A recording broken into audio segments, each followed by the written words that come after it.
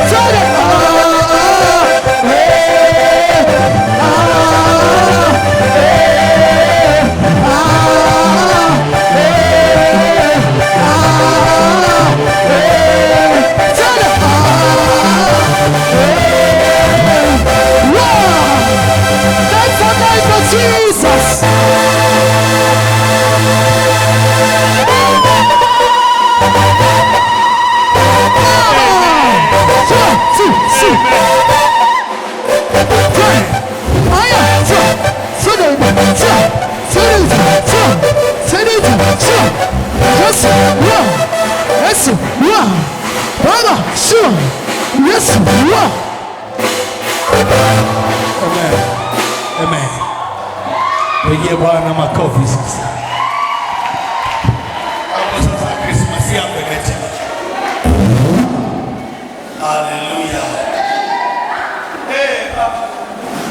Nimekwambia sio kwa sababu yako. Haleluya. Ukijua sio kwa sababu yako ulikuwa umepona kama ya leo hivi. Haleluya. Pigie Bwana makofi. Alafu kuna mmoja katika jamii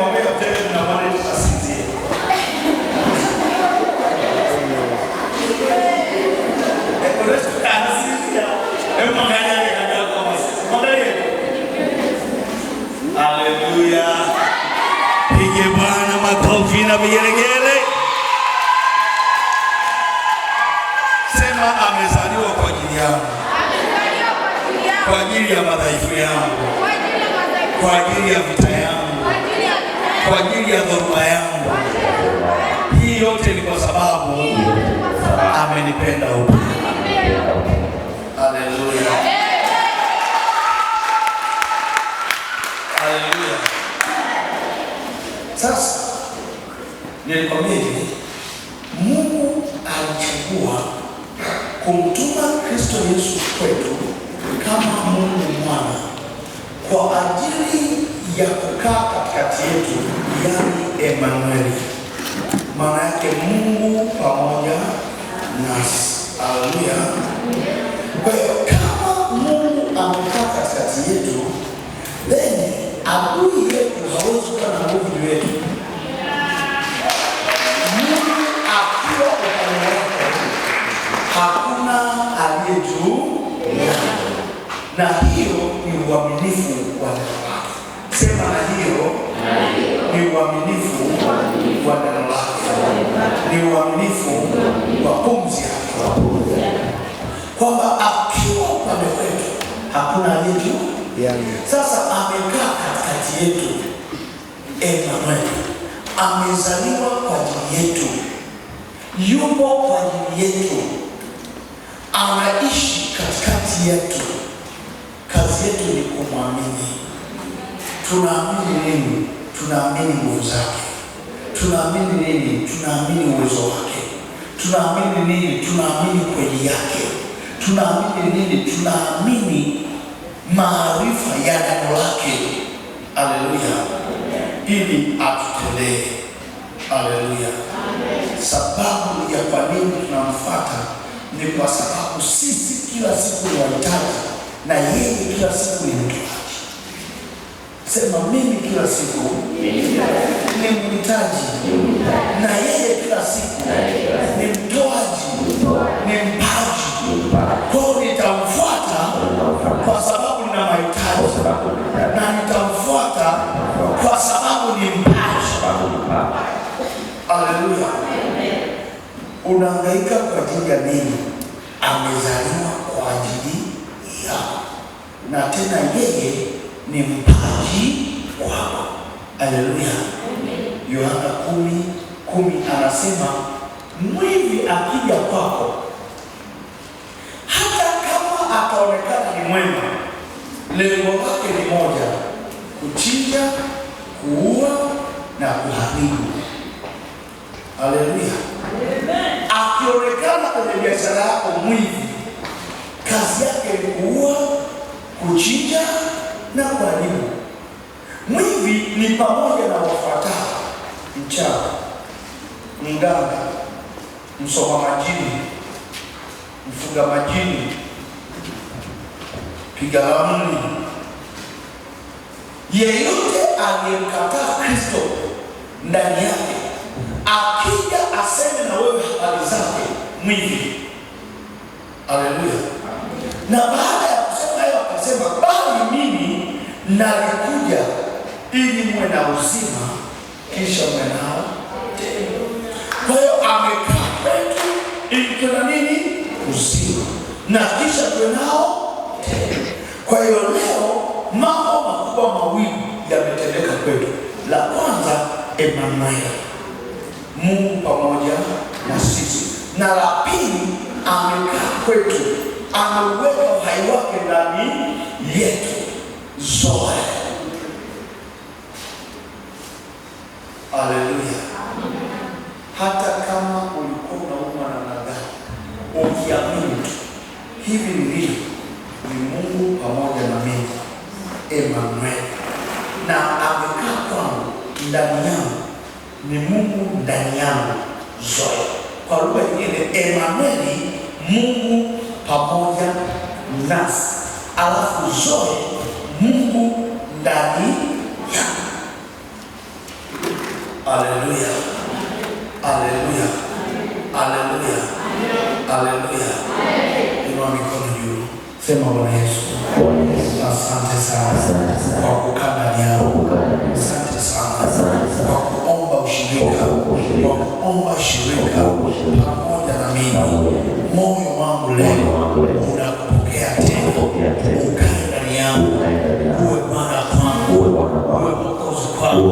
wa maisha yangu kwa jina la Yesu, kwa jina la Yesu. Amen. Kwa sababu hiyo,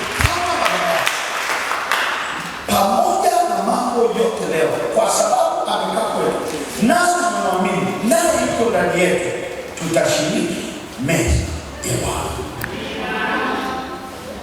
Kwa nini tushiriki meza ya Bwana? Amezaliwa kwetu kwa ajili yetu, tunamtaka aingie ndani yetu. Haleluya. Anatujua, anatupenda. Haleluya. Listen, anakujua, anakupenda. Joshua, anakujua, anakupenda.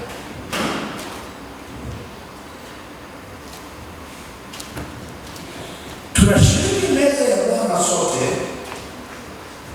mwili pamoja na damu yake, kuconsolidate, kuimarisha mahusiano yetu na yeye. Tunaimarisha mahusiano yetu na yeye. Tunaimarisha imani yetu kwake. Na tunaposhiriki kupokea mwili wa Kristo na damu yake ndani yetu, Biblia inasema kwa maana uhai wa kitu uko ndani ya hiyo damu. Uhai wa kitu uko ndani ya nini? Damu. Kwa hiyo kama uhai wa kitu uko ndani ya damu, basi tunaposhiriki mwili na damu ya Kristo, tunaupokea uhai wake ndani yetu. Anakaa kwetu. Wakati wanaandaa, nataka uanze kuomba kwa ajili ya nafsi yako kukutana na Mungu. Haleluya. Utaomba upatanisho wa nafsi yako mbele za Bwana. Mwambie Bwana, yawezekana miaka mingi nilikuwa wakati mwingine nakosea katika kuamini, wakati mwingine naona na waganga na wenyewe kama wana nguvu, wakati mwingine naona kama na wao wana msaada, naona hivi na hivi. Sasa Bwana, leo nafsi yangu naisubmit mbele yako, ninaikomiti mbele yako, ninaifunga kwako, ikae ndani yako siku zote, iishi ndani yako siku zote. Sema Bwana Yesu, Bwana Yesu, Bwana Yesu, Bwana Yesu, ninakuja kwako, ninakusihi kwako, ninakuomba Bwana, uhai wako ukae ndani yangu, uhai wako ukae ndani yangu, neema yako ikae ndani yangu kwa jina la Yesu. Bwana, wakati mwingine nalikosea, wakati mwingine nalitindikiwa hata katika kuamini kwangu, nalitindikiwa hata katika kuona kwangu, nalitindikiwa. Ninakusihi, ninakuomba, niimarishe leo katika wewe, niimarishe leo ndani yangu, niimarishe leo, imarisha ushirika wa roho yangu, imarisha ushirika wa nafsi yangu mbele yako na ndani yako kwa jina la Yesu, kwa jina la Yesu, ili kwamba nikishiriki hii meza ya Bwana, ili kwamba nikishiriki mwili na damu ya Kristo, mwili na damu yako, niponywe, nifunguliwe, niwekwe huru kwa jina la Yesu, kwa jina la Yesu, kwa jina la Yesu, kwa jina la Yesu, kwa jina la Yesu, kwa jina la Yesu, kwa jina la Yesu. Omba sasa ndani yako, omba katika jina la Yesu, kwa damu ya mwana kondoo ninaomba Jehova, naposhiriki kwa damu ya Yesu, kila ukawi, kila magonjwa yakaondoke ndani yangu, naposhiriki mwili wa Kristo kwa damu ya Yesu, nipate ushirika na moyo wangu na nafsi yangu, mabaya yote yaliyoingia yakaondoke katika jina la Yesu, naposhiriki omba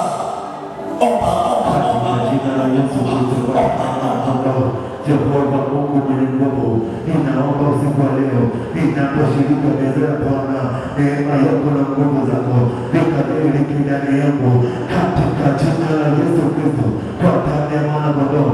Kama na Mungu Mwokozi, Jehova Mungu, ninaomba usiku wa leo kwa damu ya mwana kondoo, kwa damu ya mwana kondoo, kwa damu ya mwana kondoo, ninakusihi Bwana, ninakusihi Bwana, Yesu Kristo, usiku wa leo ninakusihi Bwana, ninaposhiriki meza hii, uwepo wako na nguvu zako vikadhihirike juu ya maisha yako, nguvu zako Bwana, uweza wako, nuru yako Bwana ikaangaze juu ya maisha yako kwa damu ya mwana kondoo. Maana imeandikwa nuru yako, maana imeandikwa wewe Yesu Kristo ni nuru ya ulimwengu. Ninakusihi usiku wa leo ninaposhiriki meza ya Bwana, nuru yako Bwana ikaangaze ndani yangu, nuru yako Jehova ikaongoze ndani yangu, ikaangaze ndani yangu kwa damu ya mwana kondoo. Jehova Mungu, moyo wangu ninakuja mbele zako, ninakusubiri Bwana usiku wa leo Jehova, kwa damu ya mwana kondoo. Kama kumbukizi ya kuzaliwa kwako, kama kumbukizi ya kuingia kwako, ninakusihi Bwana, ninaposhiriki meza Bwana, ninaposhiriki ndani yako na mwili wako Bwana, ninakusihi Bwana, yale mambo Jehova yalikuwa yameshindikana yakawezekana tena, yakawezekana tena, ile nguvu yako iliyoiondoa kwa sababu Bwana ya upendo wako iliyoutenda, ile nguvu Bwana, ninakusihi usiku wa leo ikarejea tena, ikarejea tena, ikarejea tena kwa ibada kwako. Ninakuomba Bwana, ninakusihi leo, ninakusihi Jehova, usome ya kitu kwa damu ya mwana kondoo, katika jina la Yesu Kristo. Maana imeandikwa takatifu Bwana na nguvu zake utakatifu wake siku zote. Ukatende leo ukatende leo Mwokozi wetu, wewe Yesu Kristo, wewe ni Nazareti, wewe ni Bwana wa milele. Usiku wa leo ukainue tena, ukatende jambo jipya kwenye maisha yangu, kwenye ndoa yangu, kwenye biashara yangu, kwenye hatima yangu. Ninaposhiriki meza hii, magonjwa yakaniachie. Naposhiriki meza hii, mifungo na mafungo yakaniachie. Naposhiriki katika jina la Yesu, kwa damu ya mwana kondoo, kwa damu ya mwana kondoo, uliniaga funguo, nikaone tena, uliniaga funguo iliyopita. Baba, ninaomba Yesu, ninaomba maisha yako kwa damu ya mwana kondoo. Baba, ninaomba Yahweh, ninaomba Jehova, ninaomba Mungu, ninaomba kwa damu ya mwana kondoo. Maana imeandikwa kwa damu ya mwana kondoo, imeandikwa kwa ajili yetu amezaliwa mtoto mwanamume, kwa damu ya mwana kondoo. Ufalme, enzi na mamlaka itakuwa juu yake kwa damu ya mwana kondoo. Baba, ninaomba Yahweh, ninaomba Mfalme, uwezo wako ya nguvu yako, utukufu wako, ninaposhiriki yako, ninaposhiriki mwili wako, nikapata nguvu, nikapata afya, nikapata uzima, nikapata kibali kwa damu ya mwana kondoo. Baba, ninaomba Yahweh, ninaomba Jehova, usiku wa leo kwa damu ya mwana kondoo, katika jina kusudia neno la Yesu Kristo, na kwa Baba ya damu ya mwana kondoo. Yahweh Jehova, ninaomba Yahweh Jehova, Mungu mwenye nguvu, usiku wa leo kwa meza hii, meza ya Bwana, ninakusihi kama matunda ya uzao wa wanawake, ninakusihi meza hii inamaanisha usiku wa leo kwa basi roho yako Bwana, roho yako Bwana inaisha, roho yako Bwana inaelekeza, inaongeza usiku wa leo kwa katika jina la Yesu Kristo na kwa mamlaka ya mwana kondoo. Baba, ninaomba usiku wa leo kwa damu ya mwana kondoo, katika jina la Yesu Kristo. Yesu, ninakuomba Bwana, imeandikwa tunywe damu yako na mwili wangu ukifanya hivi kwa damu ya mwana kondoo. Usiku wa leo kwa damu ya mwana kondoo, kwa damu ya mwana kondoo, ninakuja kushiriki nikapata afya, ushiriki, nikapata nuru, nikaangaza ndani yangu kwa damu ya mwanakondoo, kwa jina la Yesu. Weka mkono wako kifuani, sema Bwana Yesu. Bwana Yesu, huisha nafsi yako, huisha roho yako, nipe tena neema ya kuingia ndani yako, kukaa ndani yako, ukupendeze wewe, ukufurahishe wewe, kwa jina la Yesu.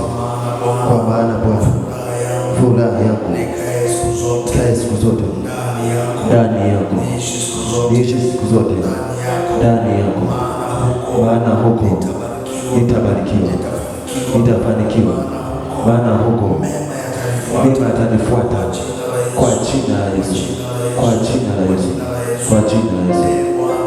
Bwana, ninakushiriki mwili na damu yako, ninakusihi uniponye mwili na roho yako, kwa jina la Yesu. Yako mambo yananitesa,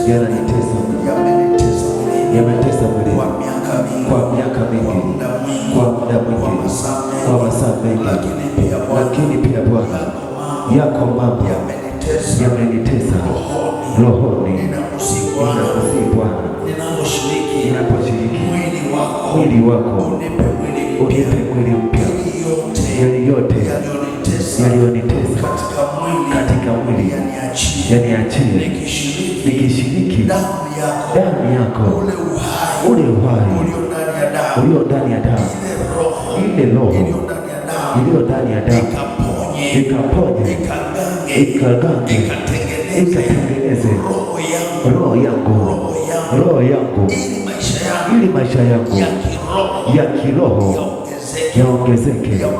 yaongezeke, yazae, kwa jina la Yesu. Amen. Amina. Amen.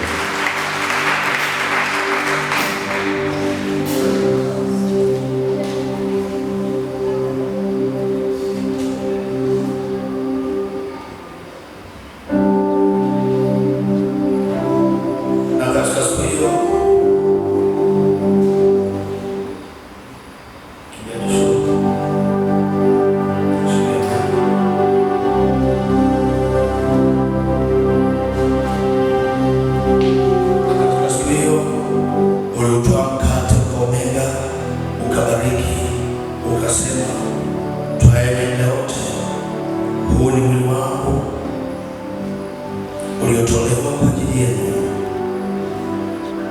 Fanyeni hivyo kwa kunikumbuka mimi.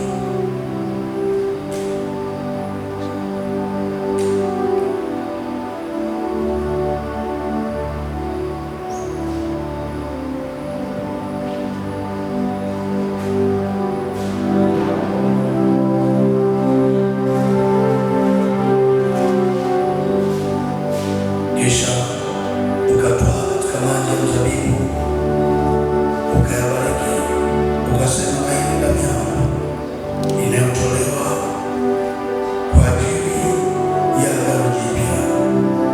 Bwana Yesu, tunainywa maji ya mzabibu, kuyabadili kwa damu yako takatifu, kuitoa kwa ajili ya agano jipya, kwa ajili ya ondoleo la dhambi. Mfalme, kila mmoja atakayekunywa katika haya apate ondoleo la dhambi na kisha uzima tele ndani yake, kwa jina la Yesu.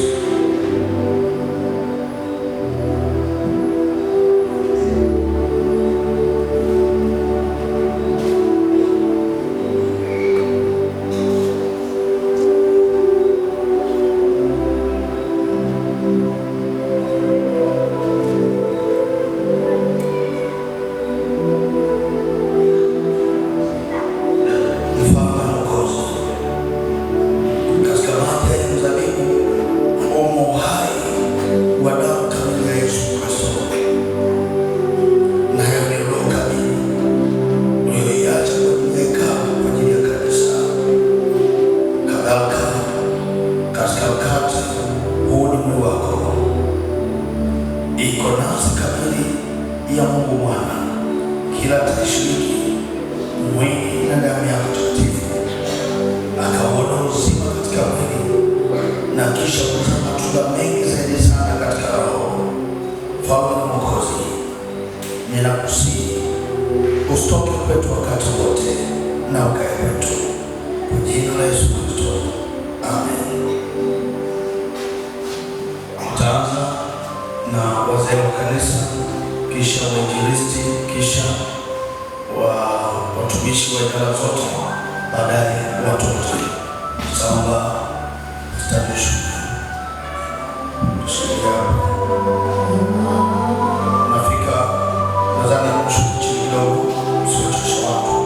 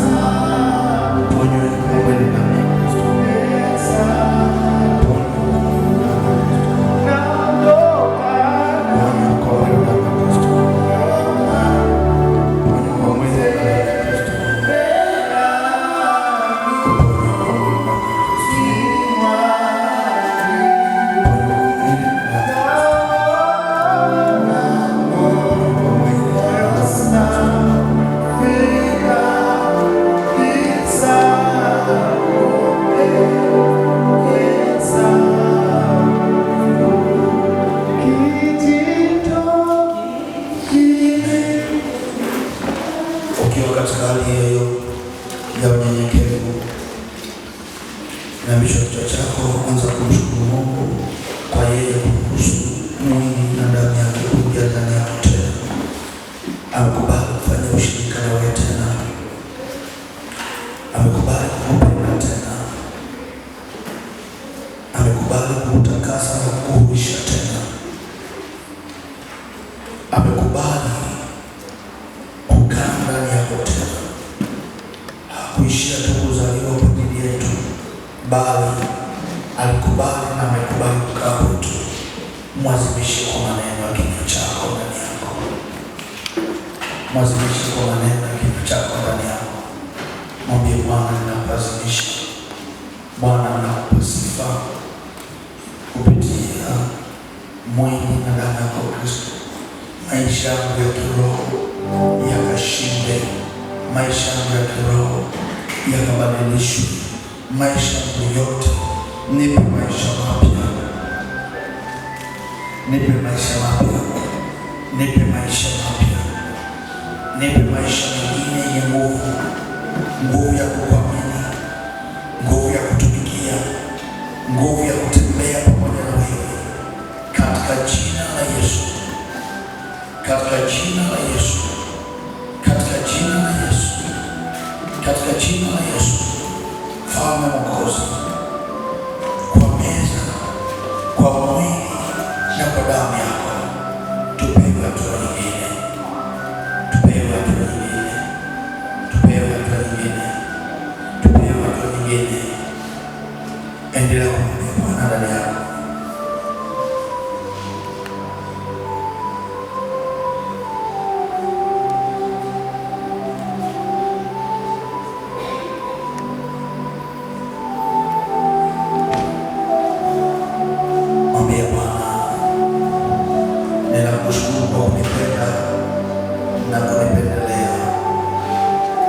Ninakushukuru kwa kunijali na kupendelea. Mimi ni nani katikati ya wengi? Umeruhusu leo niwe mahali hapa kwa jina la Yesu. Kwa jina la Yesu. Kwa jina la Yesu. Mwambie Bwana akondolee maisha ya kale, akupe maisha mapya. Akondolee maisha ya kale, akupe maisha yenye kicheko. Akupe maisha atakayofurahia kweli ya Mungu wakati wote. Maisha atakayofurahia furaha ya Mungu wakati wote. Mwambie. Mwambie. Mwambie.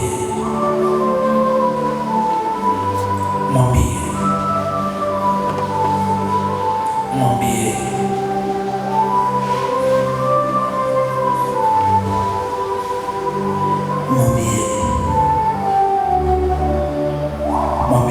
Mwambie.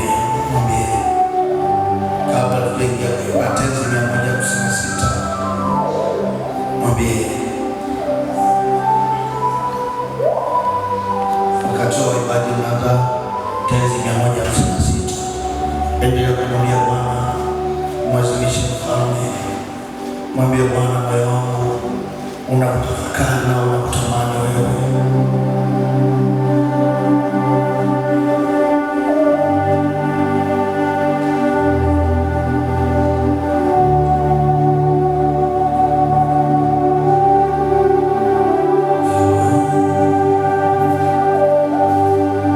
Wangu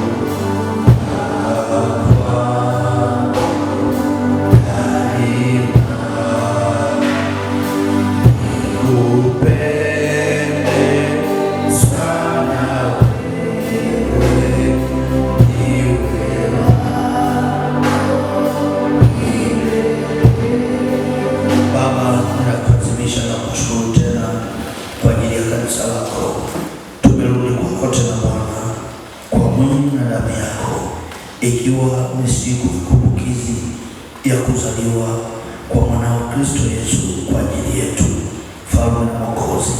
Ninakuomba ishara hii isiondoke mioyoni mwetu, idumu ndani yetu wakati wote, iishi ndani yetu siku zote, tukadumu katika unyenyekevu na kukupenda, tukipendana sisi kwa sisi, maana imeandikwa, hakuna aliyempenda Mungu asiyemwona, kama kumpenda jirani yake anayemwona. Mfalme na Mwokozi, tupe fungu hili kwa fungu la maisha yetu kila siku, maana katika hili tutakuona wewe siku zote, katika jina la Yesu, amen. Pigie Bwana makofi mengi, ongeza makofi mengi, ongeza makofi mengi mengi mengi mengi, ongeza makofi mengi na vigelegele. Amen.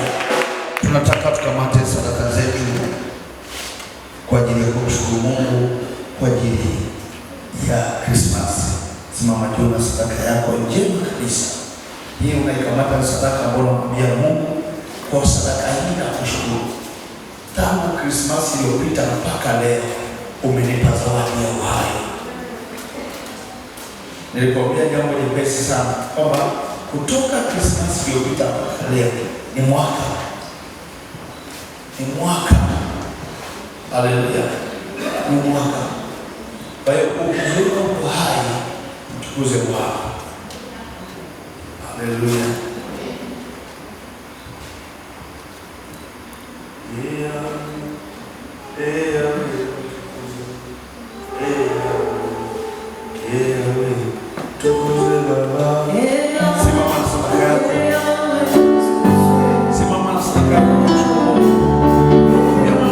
Christmas yangu kwako. Hii ndio Christmas yangu kwako. Simama kila mtu, inua sadaka yako. Kila mmoja simama juu. Simama juu kila mmoja. Hata kama una sadaka simama. Utamtukuza Mungu hata kwa mikono yako. Mwingine utakuwa sadaka tu unapiga Mungu. Hii ni sadaka yangu. Yeye anayechunguza silini anajua. Inua juu sadaka yako. Bwana Yesu, hii ndio sadaka yetu Christmas. Tunakuja kukutukuza kwa hii, tunakuja kukushukuru kwa hii. Mengi utuvushe. Wakati mwingine Bwana, kwa huruma zako, yamkini adui ameshatumaliza, ameshatuvunja, ameshatusambaratisha, lakini kwa huruma zako tu, huruma zako tu tumeiona siku ya leo na tumeisherehekea kwa kumbukizi hii. Ninakuomba Mfalme, tunapokusifu tukutolea sadaka, ikubali sadaka yetu. Amen. Karibu nyumbani. Karibu.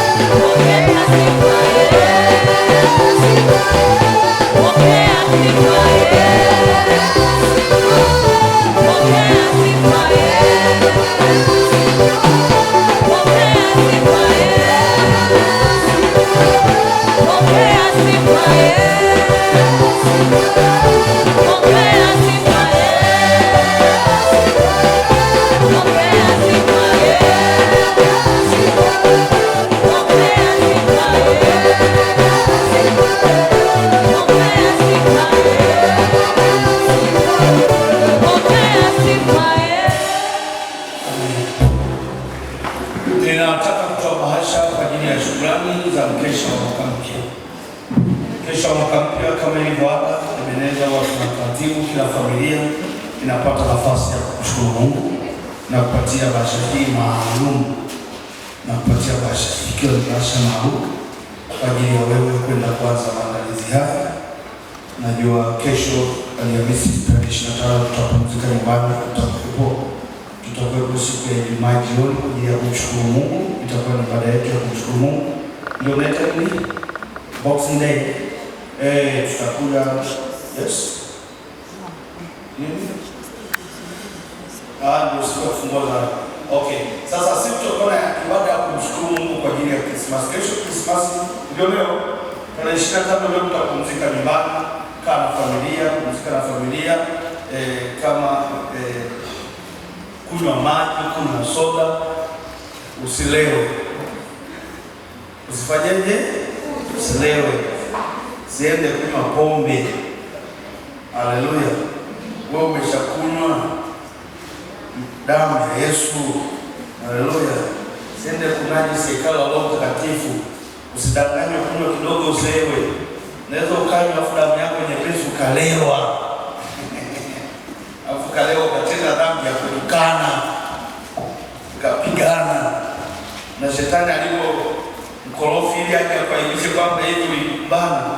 Ukipigana na mtu wala hangaiki kupiga kuingiana kunata kwenye shavu. Ukija unatoa alama tu hapa kama Masai. Unangata kwenye shavu kanapiga kale alama hivi. Nashangaa sana. Lakini nakuombea neema ya Mungu na kupatia bahasha hizi maalum kwa ajili ya shukrani ya familia siku ya kesho. Tagawa leo, tagawa na Jumapili. Sadaka hii ni kwa ajili ya kumwambia Mungu asante kwa tarehe 1 mpaka tarehe 31. Haleluya.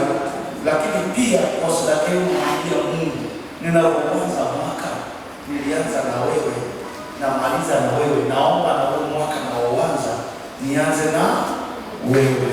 Haleluya. Usioanza mambo kienyeji. Haleluya. Usioanza mambo kienyeji. Sasa naomba kama hili ndio jambo gumu. Haleluya. Nimeshusha maiki ndio jambo